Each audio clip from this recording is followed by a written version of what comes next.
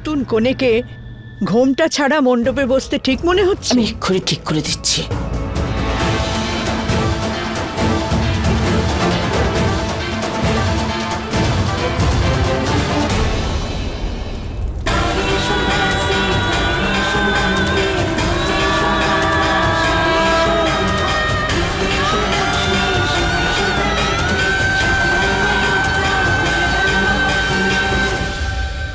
বিবাহ সম্পন্ন হলো। আজ থেকে আপনারা দুজন স্বামী স্ত্রী। এবার আপনারা দুজন মা বাবার পা ছুঁয়ে আশীর্বাদ নিতে পারেন।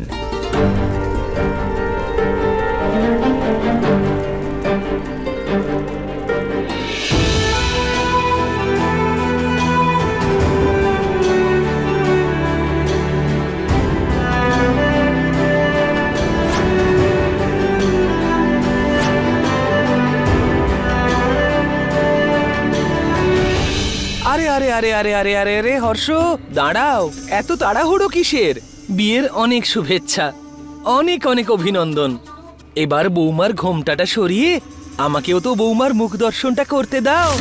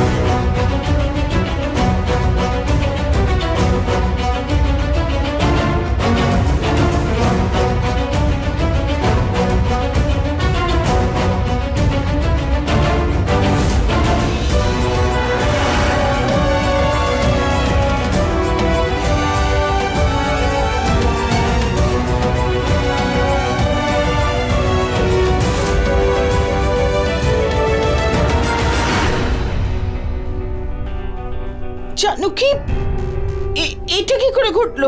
হে ভগবান, এ কেমন লীলা তোমার!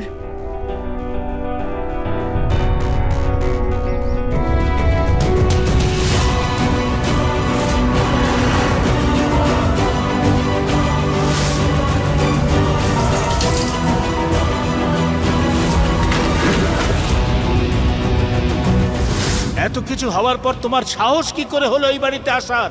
আর কি চাও তুমি? আরে এই মেয়েটা শুধু টাকাই ভালোবাসে, টাকার জন্য ও সব কিছু করতে পারে।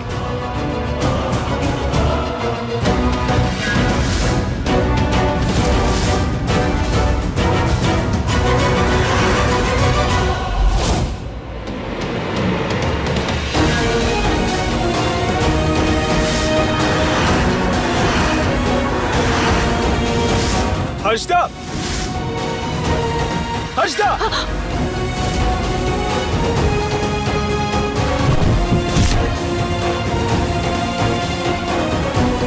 হর্ষ, কেন রাগ দেখাচ্ছিস তুই? আরে শান্ত হয়ে ওর কথাটা তো অন্তত শোন। হর্ষদা, হর্ষদা প্লিজ আমার কথা শোনো, প্লিজ হর্ষদা।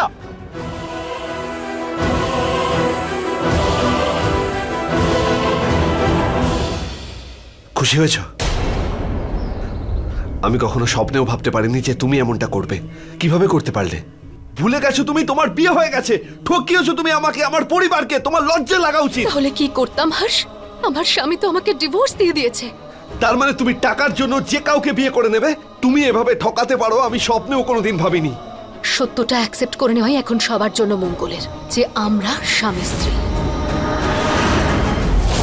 কি দরকার ছিল যে তুমি এত নিচে নামলে? টাকার দরকার ছিল, আমায় বলতে পারতে। যদি টাকা লাগতো তাহলে আমাকে বলতে, আমি তোমায় টাকা দিতাম। জানো কি, তুমি তুমি ঠকিয়ে বিয়ে করলে তো আমাকে কারণ বলতে হবে। আমাকে আমার প্রশ্নের উত্তর দাও।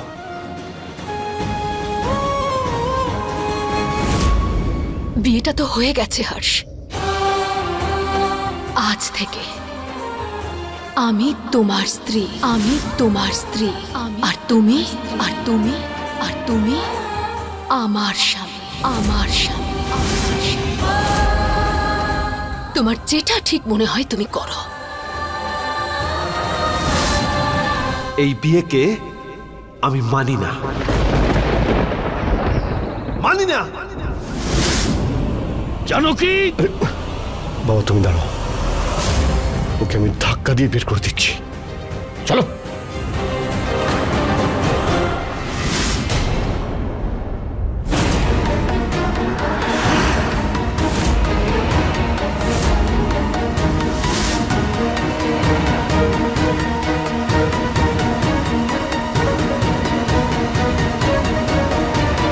তুমি তো চলে গিয়েছিলে, তারপর কিভাবে এলে?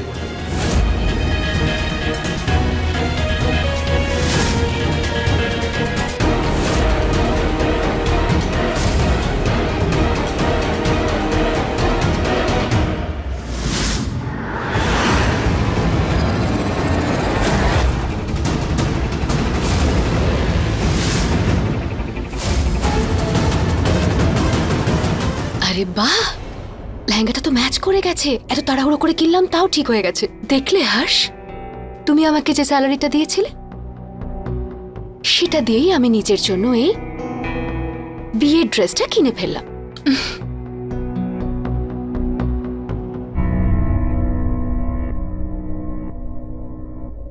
হ্যাঁ জানো কি, বলো। বৌদি, লেহেঙ্গাটা তো একদম ম্যাচ করে গেছে। এবার ঠিক সময় দেখে আমাকে শ্বেতার জায়গা নিতে হবে। না জানো কি, তুমি ওর জায়গা নেবে না, তুমি নিজের জায়গায় ফিরে আসবে। একদম ঠিক বলেছ বৌদি। বৌদি, এবার আমাকে বেরোতে হবে। হ্যাঁ, আমরা পরে কথা বলছি। Bye bye.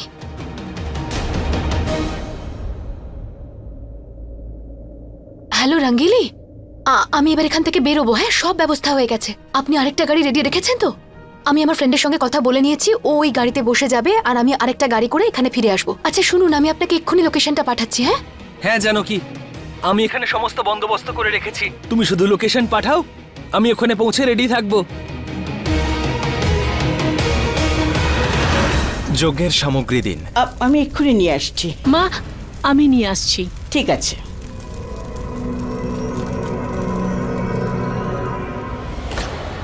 ব্যাস, আর একটু সময় শ্বেতা, তারপর দেখে নিও।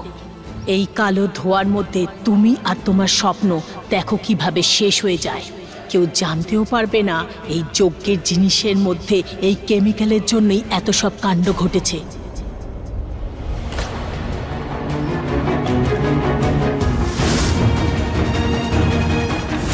মা, তুমি যাই করো না কেন, এই অন্যায় শেষ করার জন্য আর নিজের স্বামীর জীবন বাঁচানোর জন্য জানকীকে ফিরিয়ে আনাতে তুমিও আটকাতে পারবে না। এই নিন ঠাকুর মশাই।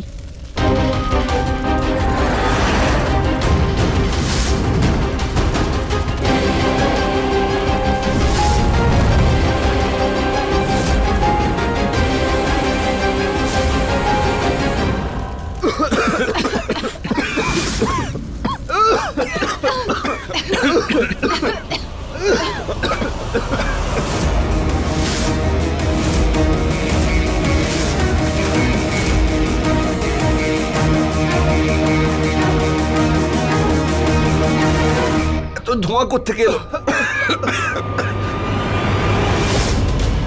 সেটা জেনে আপনারা কি করবেন যে আমি শ্বেতার জায়গায় কি করে এলাম? সত্যিটা হলো যে এখন আমি আপনার স্ত্রী। জানো কি, এসব কি? এবার আর তুমি এর মধ্যে পড়বে না মা। এবার ওই মেয়েটা সমস্ত সীমানা ছাড়িয়ে গেছে। তোমার সাহস কি করে হলো একটা কাজের মেয়ে হয়ে এই বাড়ির ছেলের জীবন শেষ করে দেবার?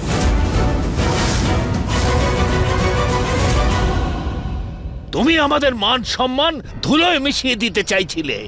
এমন শিক্ষা দেব না তুমি দ্বিতীয়বার আর এই বাড়ির দিকে চোখ তুলে তাকাতে পারবে না। এটা আবার বৌমার সাথে কথা বলার নতুন কোন পদ্ধতি? সবিতা, রঙ্গিলীকে ওর পাওনা দিয়ে দাও আর বের করো এখান থেকে।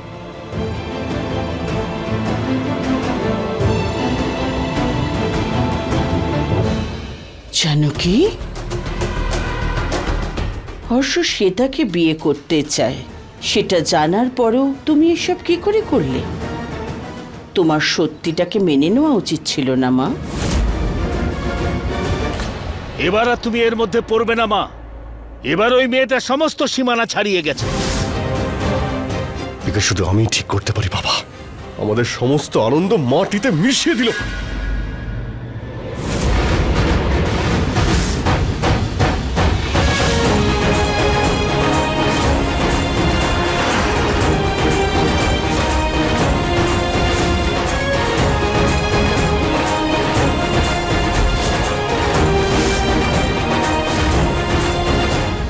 শ্বেতা কোথায়?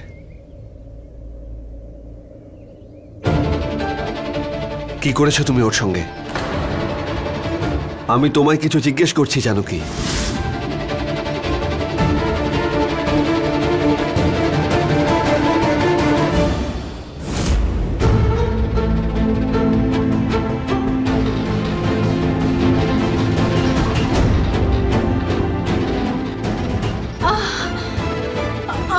হর্ষ, বাঁচাও!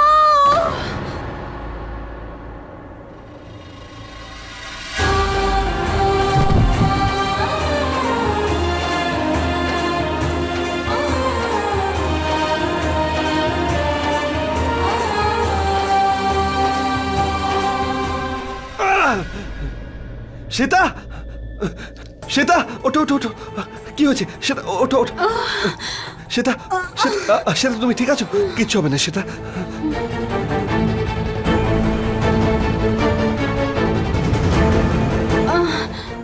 আমি বোধহয় অজ্ঞান হয়ে গেছিলাম। হর্ষ, কি হয়েছে আমার সাথে? কিচ্ছু হবে না তোমার।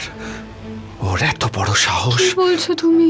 হ্যাঁ, কিছু না কিছু না কিছু না শ্বেতা, একদম ঠিক আছে তুমি। চুপ চুপ, প্রথমে তুমি ঠিক হয়ে যাও, তারপর আমি সব কথা বলবো। আমি এখানে কিভাবে? কেউ কিছু করেনি, তুমি আমার কথা শোনো। কাম ডাউন শ্বেতা, কিচ্ছু হয়নি। তুমি আমার হাত ধরো। ওঠো ওঠো, আসো, ওঠো ওঠো ওঠো, আস্তে আস্তে। এই সব কিছুই জানকী করেছে, তাই না? হর্ষ, তোমার আর জানকী কি বিয়ে হয়ে গেছে? হ্যাঁ, আমি শ্বেতা, আমার কথা শোনো। ও হলো একটা পাগল। আমি তোমার সামনে আছি তো, আমি তোমার। ও খুব স্মার্ট। দেখো দেখো হর্ষ, দেখো কি হয়ে গেছে। কিচ্ছু হয়নি। কি হলো আমার সাথে? কিচ্ছু হয়নি শ্বেতা, আমি তো আছি এখানে তোমার সঙ্গে। সেটা কিচ্ছু হয়নি শ্বেতা, আমি আছি তোমার সঙ্গে। সেটা কিচ্ছু হবে না তোমার। আমাকে, আমি তোমাকে বলছিলাম ও চাকর আমার অ্যাক্টিং করছে, ওর চাকরির কোনো প্রয়োজন নেই। তুমি চোখ বন্ধ করো, ওর কথা বিশ্বাস করলে দেখো কি হলো। তুমি ঠিক ছিলে শ্বেতা, জানকী আমাকে টাকার জন্যই বিয়ে করেছে। খুব বড় ভুল হয়ে গেছে। তুমি ওকে বিশ্বাস করলে, আমাকে করলে না। 5 বছর হর্ষ, 5 বছর আমি তোমার অপেক্ষা করেছি। মৃত্যুও তোমাকে আমার থেকে কেড়ে নিতে পারেনি। আমি বলেছিলাম ও তোমাকে আমার থেকে কেড়ে নেবে, তাই হলো। শ্বেতা প্লিজ, আমার থেকে কেড়ে নিল। ও জিতে গেল হর্ষ, ও জিতে গেল, ও জিতে গেল হর্ষ। আমার কি হবে? ও জিতে গেল হর্ষ।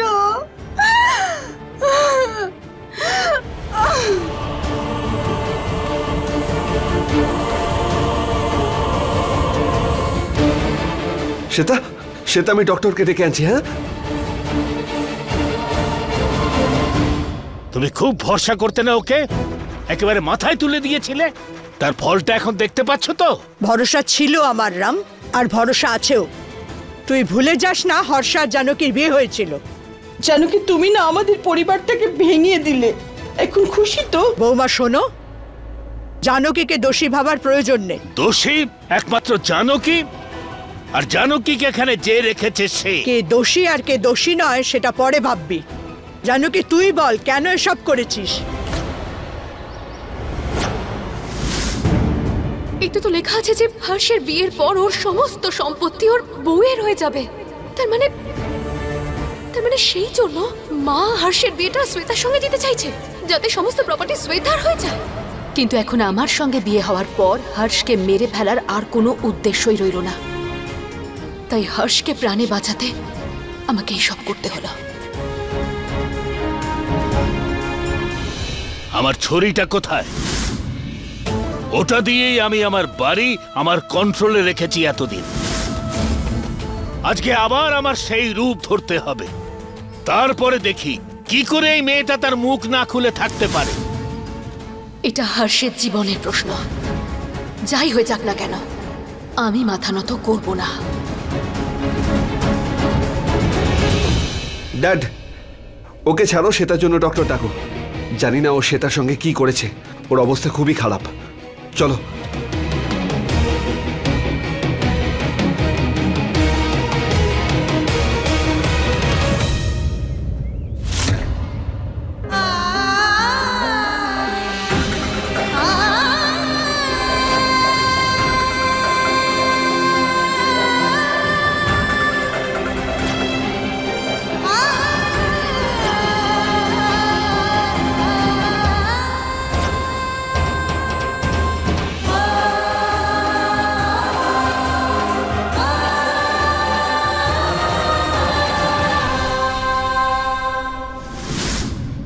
এবার যাই হয়ে যাক না কেন, আমি সব সমস্যার মুখোমুখি হব।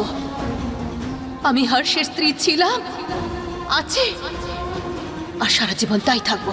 আর আজ আমি জানকী শাস্ত্রী প্রতিজ্ঞা করছি যে আমার স্বামীর শরীরে একটা আঁচড়ও আমি লাগতে দেব না। তাতে আমায় যা করতে হয় করব।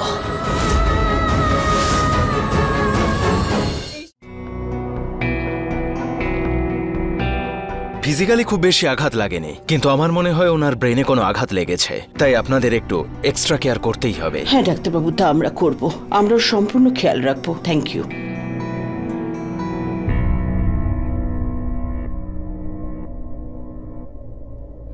শ্বেতা, আমি আর কখনো ঠিক হব না।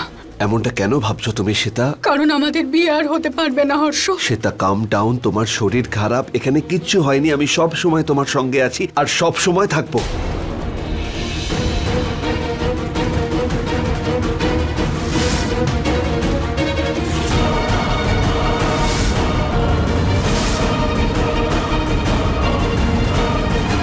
এক মিনিট শ্বেতা, আমার কথা শোনো, আমার কথা শোনো শ্বেতা।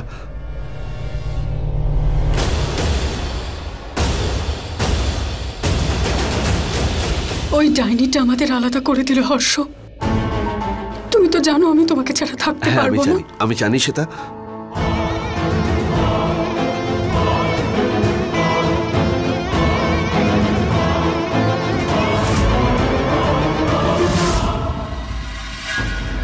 এই সিঁদুর, এই মঙ্গলসূত্র সব আমার ছিল হর্ষ, আমার ছিল। তুমি কি করে নিজের অধিকার দেখালে জানো কি?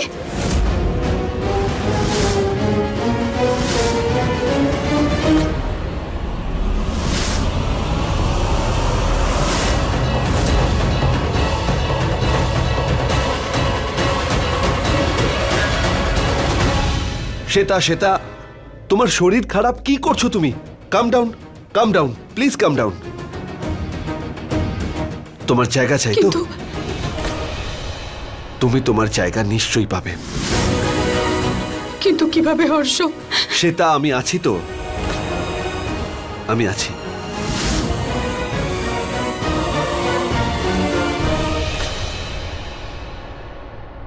এসো আমার সঙ্গে।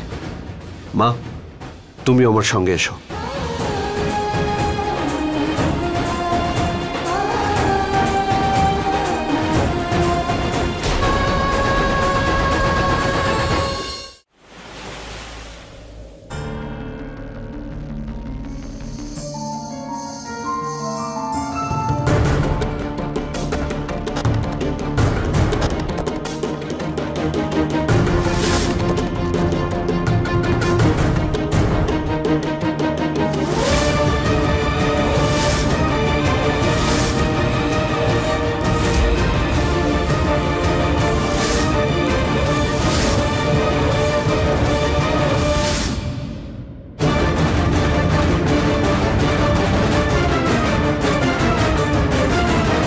আমি এখন আসি।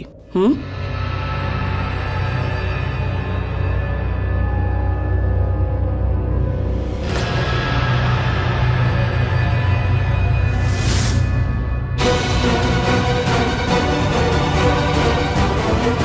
শ্বেতা, আরে ওকে? হর্ষ, এই মেয়েটা তোর স্ত্রী নয়। তাহলে ও আমার স্ত্রী? ও তোমার স্ত্রী নয়। আমি এই বিয়ে স্বীকার করি না। তাহলে ও এখানে কি করছে? ওকে বলো ও যেন এখান থেকে বেরিয়ে যায়।